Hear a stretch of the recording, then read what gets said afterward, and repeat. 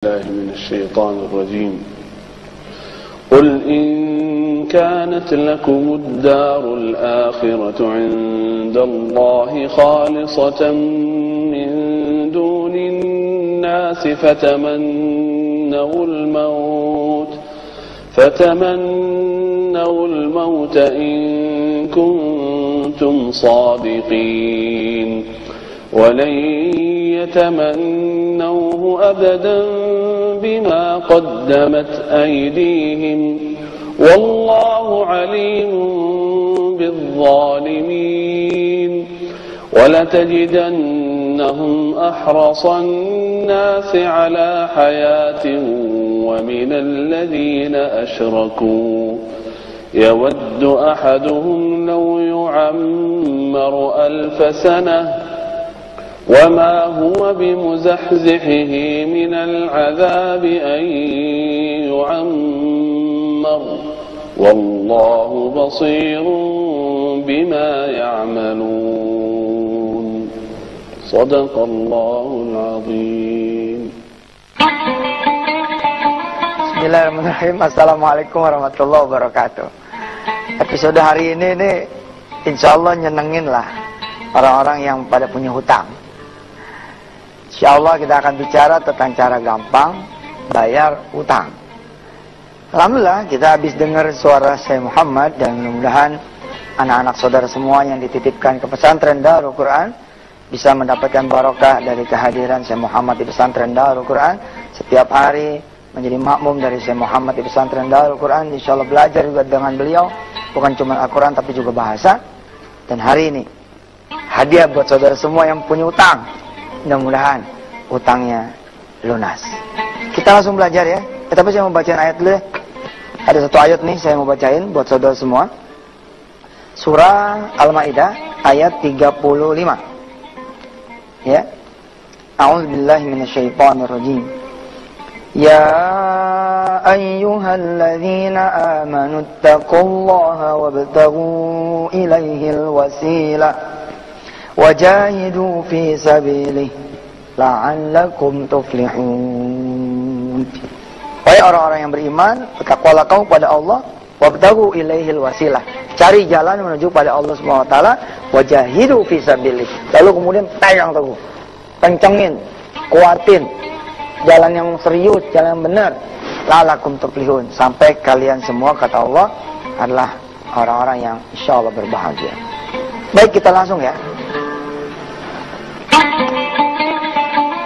Konsentrasi pertama orang-orang yang punya hutang itu jangan di solusi, jangan di sini, tapi apa sih pesan Allah sampai Anda semua itu jadi punya utang? Apa pesannya?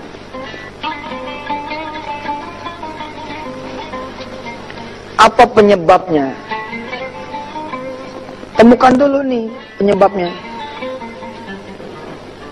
Kalau sudah ketemu pesannya apa, kemudian sebabnya gue udah ketemu, maka lakukanlah perubahan. Ya, jadi tidak konsentrasi ke solusi, tapi ke sini dulu. Tapi Ustaz, kalau nggak dibayar, ntar saya begini dan begitu, begini dan begitu. Udah, terima aja nasib. Benar saudara, saya pengalaman lah soal utang. Ya, ini kalau saya nggak bayar, ntar rumah saya bakalan disita. Biarin aja udah. Udah pengen lagi main ke punya utang. Mulai aja udah dari nol.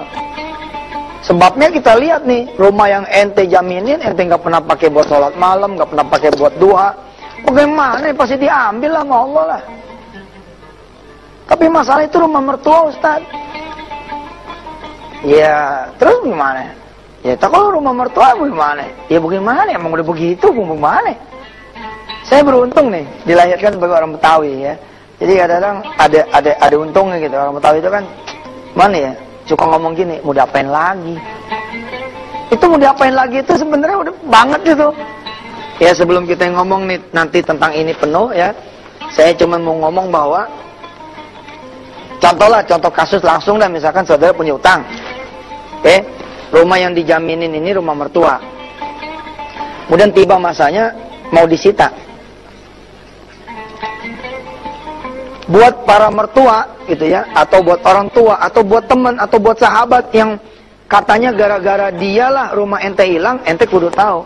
Nggak ada dia juga kalau rumah ente pada mau hilang, mah hilang aja. Ente rugi 2 kali tuh.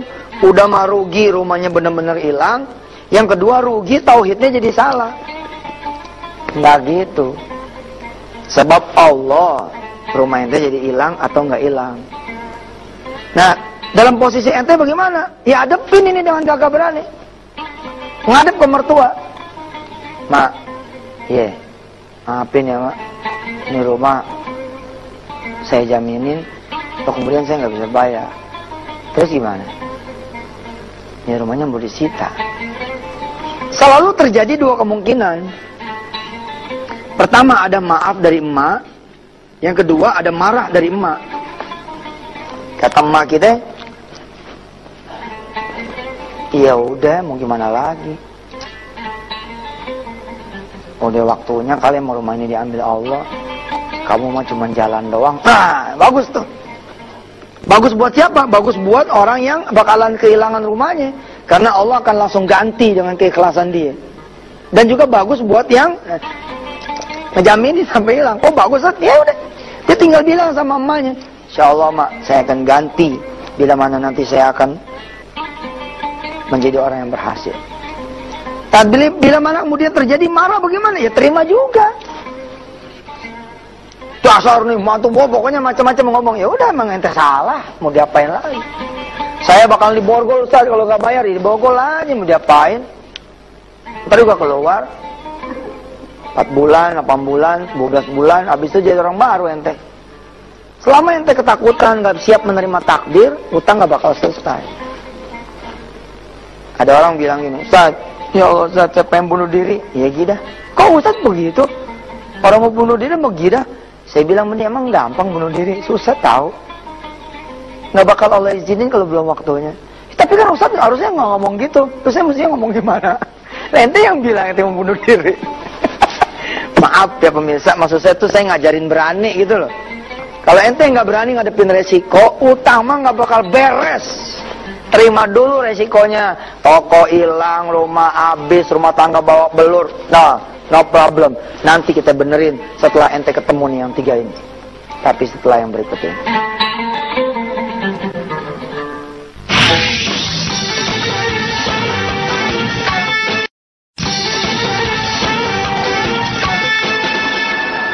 Aduh, gimana ini, Bi? Kita utangnya udah banyak banget numpuk di sana sini, tapi Abi belum juga dapat kerjaan. Usaha lagi dong, Bi. Iya, Mi.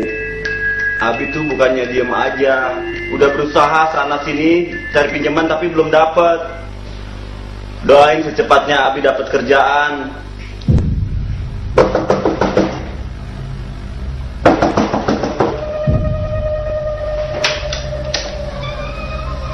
Siang Pak.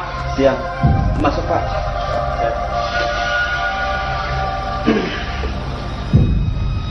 Saya langsung aja Pak. Sambung lagi. Maaf Pak, kami belum bisa bayar Pak. Belum bisa bayar. Bapak waktu minjam bisa. Masa giliran bayar nggak bisa? Ini terakhir, ya. Saya kasih kesempatan. Dalam tempo 7 hari, kalau Bapak sama Ibu belum lunasin nih tagihan, rumah sama isi-isinya nih, akan saya sita. Pak, Pak jangan Pak. Ya. Pak tolong Pak. Pak. Tuh, Abi, kita mau tinggal di mana kalau rumah ini dia ambil, Abi?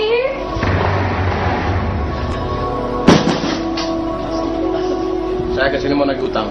Gimana? Beres hari ini? Gini Mas, kami mohon maaf karena kami belum ada dana, tapi besok atau lusa pasti kami lunasi Mas. Itu cuma alasan kalian berdua. Tarsuk.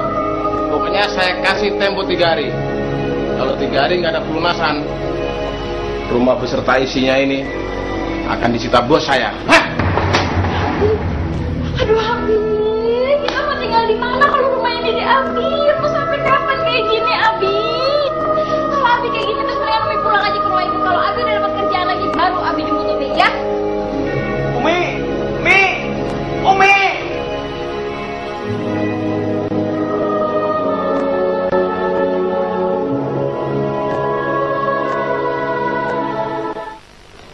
Alhamdulillah pemirsa masih bersama Yusuf Mansur di Wisata Hati Antv. Dan saya kalau ngomong soal utang nih, khatam nih, alhamdulillah.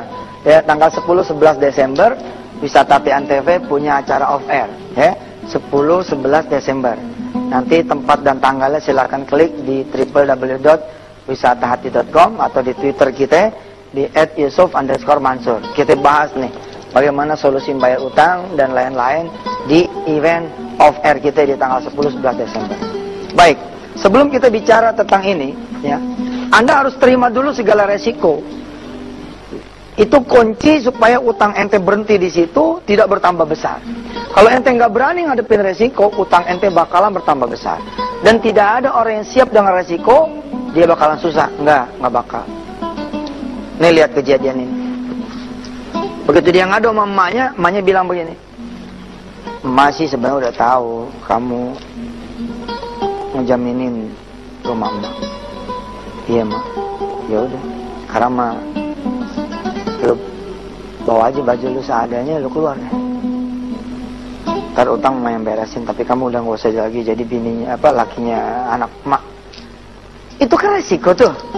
Persoalannya ente nggak siap menerima keadaan itu, bukan persoalan hilang rumah tangga. Enggak, persoalannya kita nggak siap ngadepin resiko. Itu dia. Ketika kita bisa menyiapkan diri di titik nol, resikonya begini, ya udah, insya Allah begitu kejadian ente di penjara, maafin muskilah. Ketika kemudian diketahui bahwa di PHK jadi mantu, maafin muskilah. Tapi pasang di hati ini, message-nya udah ketemu, penyebabnya udah ketahuan, perubahan akan dilakukan, jalan. Nanti bakalan terjadi peristiwa di tahun berikutnya. Di tahun berikutnya nih Ka'bah nih, ente tawaf nih, ente di tengah, mertua tangan kanan, bini tangan kiri. Terus sambil tawaf, kita minta maaf sama emak. "Maaf ya emak, tahun kemarin rumah emak sempat hilang." "Iya mantu, emak juga minta maaf." Tuh, cakep kan? Keadaan udah berubah. Tapi kalau ente nggak nerima ini keadaan ini, maka tahun depan tidak akan terjadi ini tawaf di Baitullah. Terus sambil tawaf di putaran yang kedua, emak ngomong gini ke kita,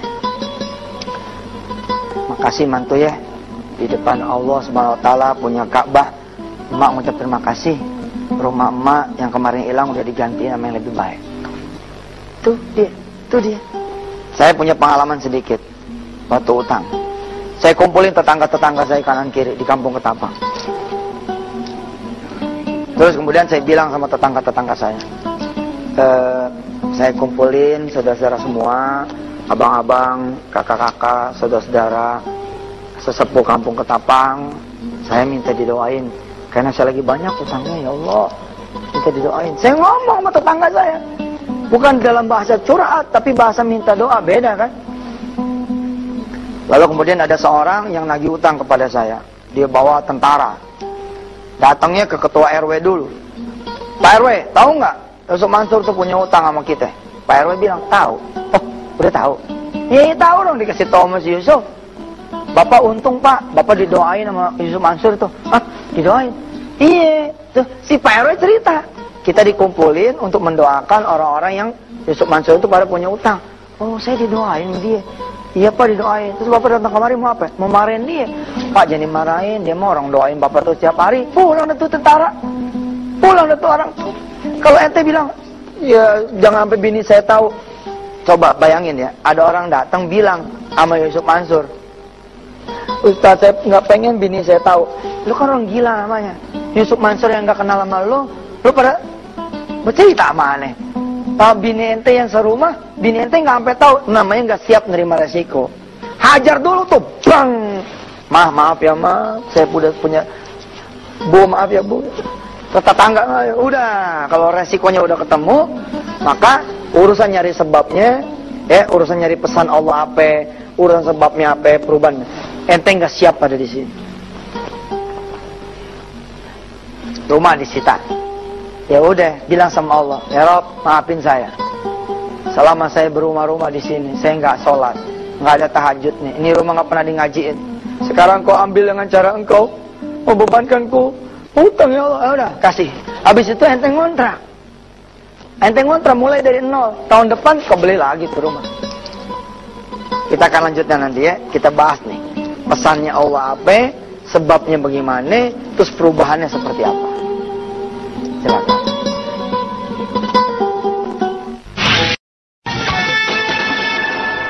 Pemirsa yang dirahmati Allah, ya semua ada sebab dan akibat. Utang itu bisa jadi dua, bisa jadi ujian dari Allah. Kan ada orang yang ketibanan utang nih. Dia nggak berbuat tapi orang lain berbuat, lalu dia ketibanan. Bisa jadi itu ujian. Tapi buat sebagian yang lain bisa jadi itu adalah azab dari Allah Subhanahu wa taala. Dua-duanya ada Allah di balik itu semua. Don't worry, nggak usah khawatir. Nih, kita belajar pesannya apa. Kenapa sih sampai kita berhutang?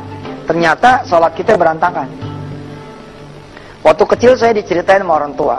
Nggak usah ente pada nyari dalilnya. Ini mah cerita dari orang tua saya. Katanya ntar kalau di kuburan ada ular namanya Sujaul Aqra.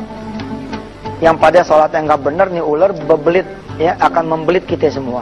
Kepalanya itu 16 atau 17 begitu. Nah satu kepalanya nyelos ke alam dunia. Nah satu kepalanya ini bentuknya adalah hutang dan kesulitan kita, permasalahan tidak pernah selesai silih berganti datangnya. Karena kita punya urusan di urusan sholat. Maka pesan Allah apa setelah sebabnya kita ketemu? Oh kita punya utang karena utang kita punya utang sebabnya kita sholatnya nggak benar. Ya tinggal perubahannya apa? Sholatnya dibenerin. Gitu kan? Konsentrasi nggak usah ke solusi. Ini aja dulu. Ntar lama-lama selesai. Ini ente terimain. Lalu, ininya ente jalanin, ente lihat, ente nilai. Lalu akibatnya juga ente terimain. Baru setelah solusi akan datang. Solusi yang benar-benar solusi ya, bukan tutup lubang gali empang. Ente nutup 1 juta, tapi lewat kartu kredit yang 1,5 jadinya. Itu namanya bunuh diri. Bunuh diri, lo jadi punya musuh 2, tadinya 1 jadi 2. Iya kalau langsung kelar, kalau nggak kelar bagaimana ceritanya? Jangan begitu, udah tahan aja, antem di situ aja udah. Kalau bakalan kita bubar aja dulu. Tak kita bilang sama bini kita, maaf ya deh, abang disuruh cerai. Iya bang, gimana? Satu sisi emak, satu sisi abang. Tapi lu nggak kedemenan kan cerai sama gua? Enggak bang, saya sih pengennya nemenin abang aja, tapi bang gimana? Ya udah deh, abang janji, insya Allah setahun nanti abang akan berusaha. Iya bang. Setahun, udah jalan lagi sama dia. Di sini suruh talak 3 sama orang tua, ente langsung talak 3 aja udah nggak apa-apa. Oh sampai begitu, udah nih bilang terimain. Belum tentu kejadian juga. Belum tentu, emang gampang orang cerai. Susah juga orang cerai. Nggak begitu gampang ya. Nih, terima message-nya apa? Ente sholatnya nggak benar. Ya lu menjadi message dari Allah, benahin sholatnya tong. Nanti saya akan beresin utang ente. Apalagi nih di sini, ternyata ente makan duit orang tiap bulan 1 juta, berlangsung selama 5 tahun. Maka 12 kali 5 itu 60 juta bos, 60 juta. Maka di tahun ke-6 ente punya persoalan utang sebesar 60 juta rupiah. Ya udah, pesan dari Allah apa? Lo tobat makanya ya. Kalau nanti aku beresin utang kamu yang 60 juta, maka tahun ke-7 jangan sampai lagi kamu mengambil harta orang. Coba lihat perilaku orang yang tipu sana tipu sini, dia utangnya malah banyak sekali. Lalu adakan perubahan nih. Sholatnya dibenahin, yang tadinya sendiri jadi berjamaah, yang tadinya di rumah jadi di masjid, yang tadinya tidak ada sunnahnya sekarang ada sunnahnya. Senin Kamis tadinya tidak berpuasa, lalu kemudian dia berpuasa. Perubahan terjadi, Allah demen. Ini nggak usah dipikirin. Nggak sanggup ente mikirin solusi, demi Allah nggak bakal sanggup. Jadi kita harus pasrah aja. Kalau pasrah mah namanya nggak berbuat sesuatu. Ente kan tidak pasrah, ente berbuat sesuatu, tapi berbuatnya bukan keurusan solusi. Benahin ininya aja udah.